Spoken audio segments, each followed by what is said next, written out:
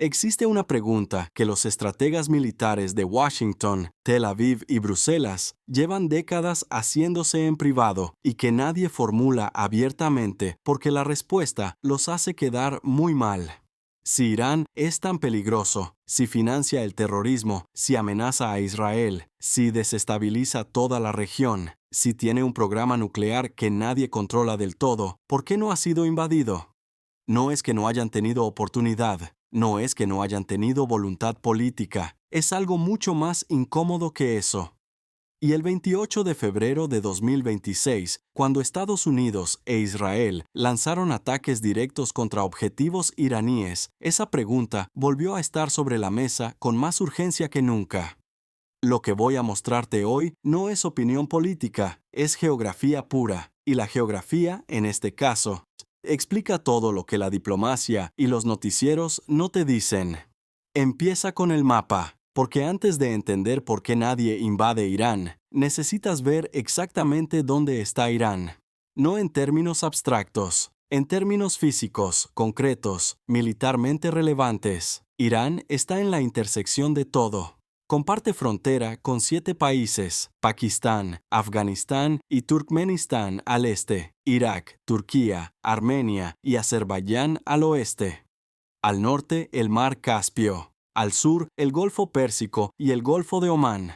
Muy pocos países en el planeta se encuentran en la confluencia de tantas regiones, tantas rutas comerciales y tantos intereses rivales al mismo tiempo. Eso garantiza atención permanente, pero la característica que realmente lo cambia todo no está en tierra.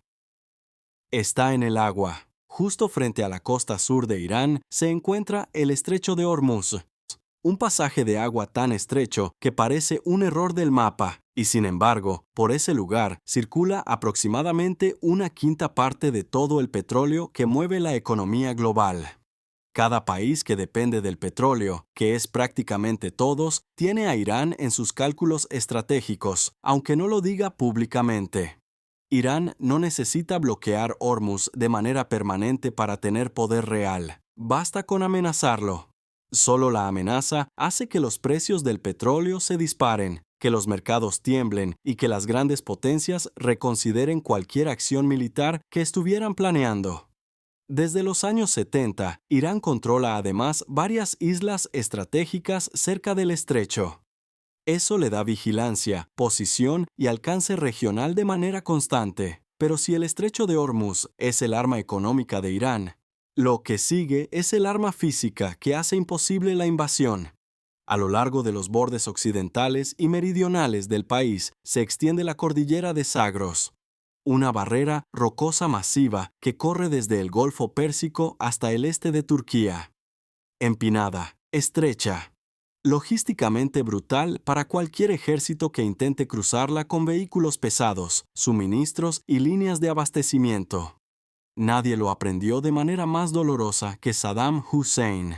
En 1980, con un ejército bien equipado y con apoyo externo, Irak invadió Irán convencido de que podía cruzar los Zagros, apoderarse de la provincia petrolera de Juzestán y aplastar la revolución islámica antes de que se propagara. En papel, el plan tenía sentido. En la realidad, colapsó completamente. Después de 2 años de ofensiva, las fuerzas iraquíes no lograron ningún avance decisivo. Cuando se extendieron demasiado, el impulso murió. Cuando Irán contraatacó, la guerra se convirtió en un estancamiento de 8 años que mató a cientos de miles de personas en ambos lados. La frontera apenas se movió. Saddam no ganó. Irán sobrevivió. No porque fuera más fuerte en papel, sino porque el terreno castigaba a los invasores mucho más rápido de lo que cualquier bala podía hacerlo. Y eso fue un ejército vecino, con fronteras compartidas, con ventajas de proximidad que ninguna potencia occidental tendría jamás. Al norte, las montañas Alborz forman otra muralla a lo largo del mar Caspio. Las 2 cordilleras juntas convierten a Irán en una fortaleza natural que no necesita ser invencible para ser inviolable, pero lo que espera detrás de las montañas es igual de devastador. Los desiertos de Dasht y Kavir y Dasht y Lut se extienden por el interior del país, Datos satelitales han registrado temperaturas de superficie que se acercan a los 70 grados Celsius en partes del desierto de Lut. Los vehículos se sobrecalientan, el combustible se evapora, las tropas colapsan, las líneas de suministro se rompen. Una operación militar sostenida en ese terreno no es una guerra, es un suicidio logístico. Irán no protege su territorio solo con soldados, lo protege con el agotamiento. Cualquier ejército invasor que llegara a ese punto ya habría gastado más de lo que puede recuperar, y debajo de ese terreno imposible está la razón por la que nadie puede simplemente ignorar a Irán y seguir adelante. Irán posee aproximadamente el 10% de las reservas de petróleo conocidas en el mundo. El 15% de las reservas globales de gas natural. Su puerto más importante, Bandar Abbas, está a menos de 70 kilómetros del estrecho de Hormuz. Cualquier guerra aquí no se queda local, golpea la economía global de manera inmediata y directa. No en semanas, en horas. Eso convierte a cualquier decisión de invadir en una apuesta que ningún ministro de Economía del mundo occidental quiere firmar. Pero hay un capítulo que pocos analizan con honestidad. Antes de 1979, Irán no era el enemigo de nadie en Occidente. Era uno de los aliados más cercanos de Estados Unidos en la región. El Irán del Shah estaba alineado con Washington, fuertemente armado, y fue uno de los primeros países de mayoría musulmana en reconocer a Israel. Eso cambió de la noche a la mañana con la Revolución Islámica. El ayatolá Jomeini reposicionó a Irán directamente en contra de la influencia occidental y de Israel en un solo movimiento. Se cortaron los lazos diplomáticos. La embajada israelí en Teherán se convirtió en la embajada palestina. Las monarquías árabes vecinas entraron en pánico porque temían que esa revolución se propagara y amenazara sus propios sistemas políticos. Ese miedo fue parte de lo que alimentó la decisión de respaldar a Saddam en su invasión. Y lo que Irán aprendió de sobrevivir esa guerra es la lección que define toda su estrategia desde entonces. Si quieres sobrevivir rodeado de enemigos más ricos y mejor conectados, no puedes depender solo de tus fronteras. Necesitas proyectar poder sin proyectar tropas. Necesitas pelear en todos lados sin que ningún frente sea claramente tuyo. Y eso fue exactamente lo que construyeron durante 4 décadas. Hamas en Palestina. Hezbollah en Líbano, con el arsenal de misiles más sofisticado de cualquier actor no estatal en el mundo.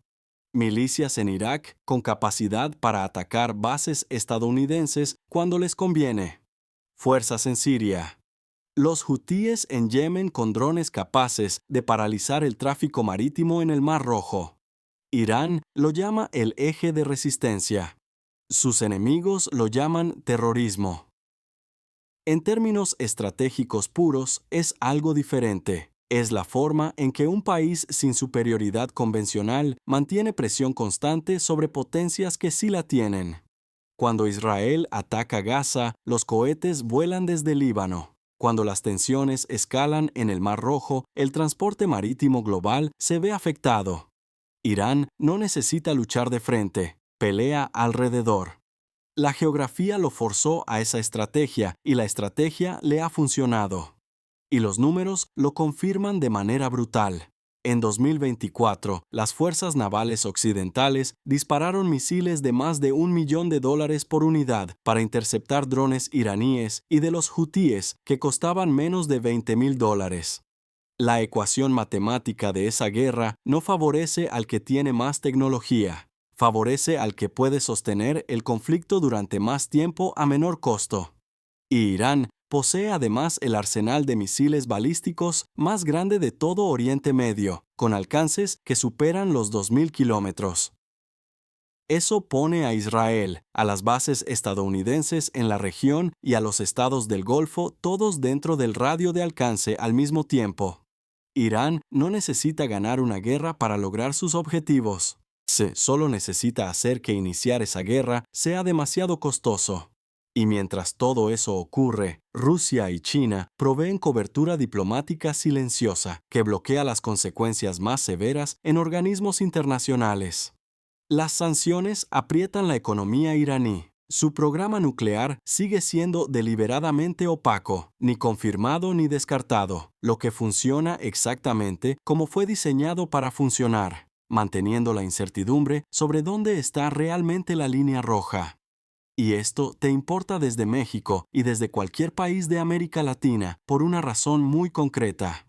Si el conflicto alrededor del estrecho de Hormuz escala de manera sostenida, el precio del petróleo se dispara. Cuando el precio del petróleo se dispara, las economías de la región, que dependen de importaciones energéticas, se contraen. La inflación sube. Si el peso se debilita, el costo de vida aumenta para personas que ya están ajustadas. Lo que ocurre en ese estrecho de agua a 12,000 kilómetros de distancia llega directamente a tu bolsillo en un plazo de semanas. Esa es la conexión que los noticieros de la región casi nunca te hacen explícita. Irán no se convirtió en lo que es por ideología solamente. Fue moldeado por montañas que rompen ejércitos, desiertos que matan la logística, mares que sostienen la economía global y una historia de sobrevivencia que enseñó a sus gobernantes a pelear de maneras que ningún manual convencional contempla. La geografía hizo a Irán fuerte, pero también lo encerró en una confrontación permanente de la que no puede salir aunque quisiera, y el mundo no puede salir de Irán aunque quiera. Porque en geopolítica, donde estás importa más que quién eres. Y Irán está en uno de los lugares más peligrosos y más estratégicamente decisivos del planeta. Pero hay un detalle que casi ningún análisis incluye y que completa el cuadro. Irán no solo controla el acceso a Hormuz.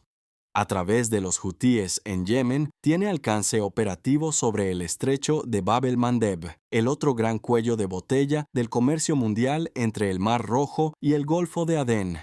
2 puntos de estrangulamiento global, ambos dentro del radio de influencia iraní.